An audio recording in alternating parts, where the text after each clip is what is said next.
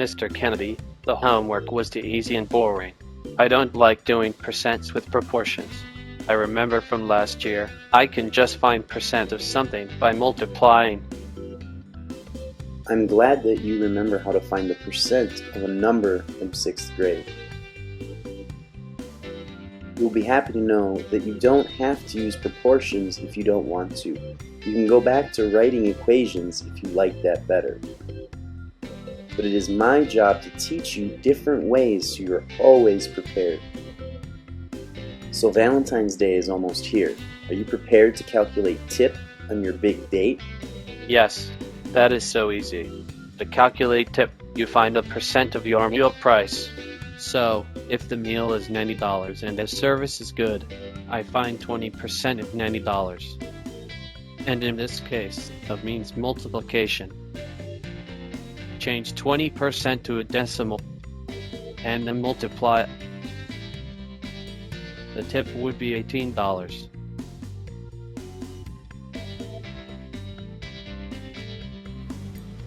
Nice job. There are other situations that you can use the percent equation as well. The percent equation is a percent times some whole quantity, and that will equal some amount of that whole quantity. Alright, this is a simple one, very similar to what we usually do. Old Navy is having a 20% off sale. Ava wants to buy some $45 pants. How much will she save? So the equation we want to set up is 20% of $45, and then we'll know what amount to take off. So change 20% to a decimal or a fraction and multiply that times 45, and you get $9. $9 is the discount. So you would take that $9 then off the $45 pants, and she's only going to pay $36. This one's different. It says 15 is what percent of 40. So this time in the equation we're missing the percent. So it says 15 is, that means 15 equals some percent of 40, so times 40. Do the opposite and divide both sides by 40. So the answer is 15 divided by 40. That's what the percent will be. 15 divided by 40 is 375 thousandths. 375 thousandths, when you change that decimal into a percent, is 37.5%. This one here might be the trickiest of all to get it right.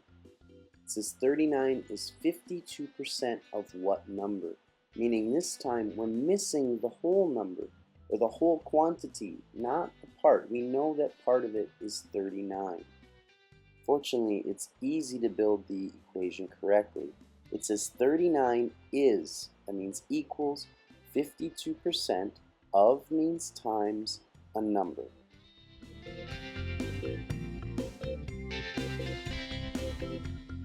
Now change the percent to a decimal or fraction, and it's times n. So we're going to do the opposite.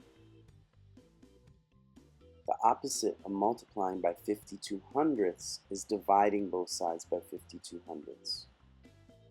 So n is going to be equal to 39 divided by 52 hundredths, which comes out to 75. 39 is 52% of 75.